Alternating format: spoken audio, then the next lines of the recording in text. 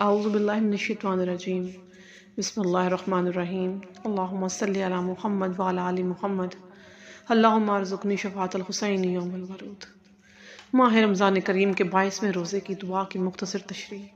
بسم اللہ الرحمن الرحیم۔ مولا امیر المومنین فرماتے ہیں کہ اگر ہم واجبات کو انجام دیں گے اور حرام کاموں سے اپنے آپ کو محفوظ رکھیں گے تو خداوند عالم ہم پر اپنے فضل و کرم کا ذریعہ برکتوں کو نازل فرمائے گا۔ سبحان اللہ۔ بسم اللہ الرحمن الرحیم۔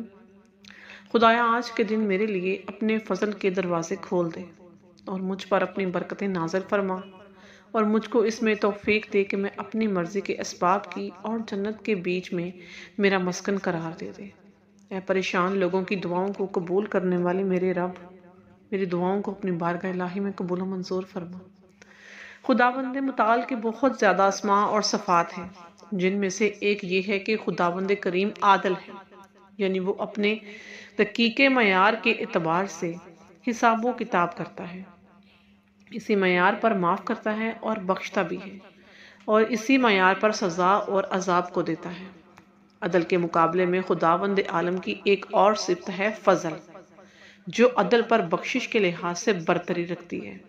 جہاں تک ممکن ہے خداوند عالم اپنے بندوں پر فضل اور بخشش سے کام لیتا ہے، کیونکہ وہ بندوں کو جہنم کی آگ سے نجات دلانا چاہتا ہے۔ خداوند عالم نے قرآن مجید میں کتنی دفعہ اس کی طرف اشارہ کیا کہ میرا فضل تم لوگوں پر بہت زیادہ ہے، مگر تم لوگ شکر کرنے والے نہیں ہو، جیسا کہ اس آیت میں خداوند کریم بیان فرما رہا ہے۔ سورہ بقرہ کی آیت نمبر 243۔ خداوند عالم لوگوں پر بہت فضل کرنے والا ہے، لیکن اکثر لوگ شکریہ نہیں ادا کرتے۔ اور اسی طرح دوسری جگہ بھی اللہ تبارک و تعالیٰ کا سورہ بقرہ میں ارشاد ہے، اگر فضل خداوند کریم اور رحمت الہی میں شامل حال نہ ہوتی تو تم خسارے والوں میں سے ہو جاتے۔ اگر بندوں پر خداوند کریم کا فضل نہ ہوتا تو وہ لوگ ہدایت کے قابل نہ ہوتے، اور ہدایت کے قابل نہ ہوتے تو شیطان کی پیروی کرتے، اور اگر شیطان کی پیروی کرتے تو یقیناً نقصان اٹھانے والوں میں سے ہوتے۔ اسی لیے آج کے دن خداوند عالم سے ہم دعا گو ہیں، خدایا آج کے دن میرے لیے اپنے فضل کے دروازے کھول دے۔ جب خداوند عالم اپنے فضل کے دروازے کھول دیتا ہے، اسی وقت اس کے بندوں پر برکتیں نازل ہونا شروع ہو جاتی ہیں۔ برکت کے نازل ہونے کا ایک سبب تقوی کا اختیار کرنا، جس کے بارے میں امام رضا علیہ السلام رسول خدا صلی اللہ علیہ وآلہ وسلم سے حدیث نقل کرتے ہیں، جب تک میری امت کے افراد ایک دوسرے سے محبت کے ساتھ پیش آئیں گے اور ایک دوسرے کو ہدیہ دیں گے اور امامت کو ادا کریں گے، امانت کو ادا کریں گے اور حرام کاموں سے اپنے آپ کو بچا کر رکھیں گے اور مہمان کا احترام کریں گے، نماز کو قائم کریں گے اور زکوٰۃ کو دیں گے، خیر و برکت ان کے شامل حال رہے گی۔ اور جب ہم ان کاموں کو انجام نہیں دیں گے تو قحط سالی، خشک سالی میں مبتلا ہو جائیں گے۔ دوسری حدیث میں امام رضا علیہ السلام فرماتے ہیں کہ اللہ کے دیے ہوئے تھوڑے رزق کو کم مت سمجھا کرو اے لوگو، کیونکہ تمہارے اس کام کی وجہ سے تم بہت زیادہ اللہ کی نعمتوں سے محروم ہو جاؤ گے۔ اس لیے ہم خداوند بارگاہ کی یہ دعا کرتے ہیں کہ آج کے دن مجھ پر اپنی برکتیں نازل فرمائے۔ خداوند متعال کی مرضی اس میں ہے کہ مومن خدا کے بتائے ہوئے احکامات پر عمل کرے، جن واجبات کو انجام دینے کا حکم دیا گیا ہے انہیں بجا لائے، اور جن محرمات سے بچنے کا حکم دیا گیا ہے وہ اسباب ہیں جن کی بنا پر اللہ کی مرضی حاصل ہوتی ہے۔ خود اللہ پاک ارشاد فرماتا ہے سورہ آل عمران کی آیت نمبر 132 میں، اور اللہ تعالیٰ اور رسول اکرم صلی اللہ علیہ وآلہ وسلم کی اطاعت بجا لاؤ، شاید رحم کے قابل ہو جاؤ۔ اگر انسان خداوند کریم کی عائد کردہ واجب چیزوں پر عمل کرنا شروع کر دے اور حرام کاموں سے اپنے آپ کو محفوظ کر لے تو یقیناً یہ کام خداوند کریم کی رضایت حاصل کرنے کا سبب بنتا ہے، یہاں تک کہ خداوند عالم ان سے راضی ہو جاتا ہے۔ سورہ المائدہ کی آیت نمبر 119 میں ارشاد ہے، خداوند متعال ان سے راضی ہوگا اور وہ خدا سے، اور یہی ایک عظیم کامیابی ہے۔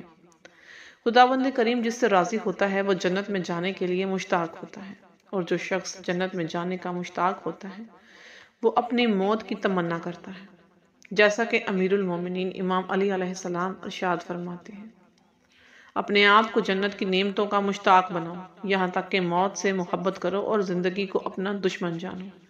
اسی لیے آج کے دن ہم اللہ تبارک و تعالیٰ کی بارگاہ سے دعا مانگ رہے ہیں، اور مجھ کو آج کے دن توفیق عطا فرما، اپنی مرضی کے اسباب اور جنت کے بیچ میں میرا مسکن قرار دے دے۔ اے میرے خدا، اے پریشان لوگوں کی دعاؤں کو قبول کرنے والے میرے اللہ، میری ان مانگی ہوئی دعاؤں کو اپنی بارگاہ الہی میں قبول و منظور فرما، اور جتنے بھی لوگ دعا کے لیے ہاتھ اٹھائے ہوئے ہیں ان سب کو اپنی بارگاہ الہی سے خالی ہاتھ مت لوٹانا۔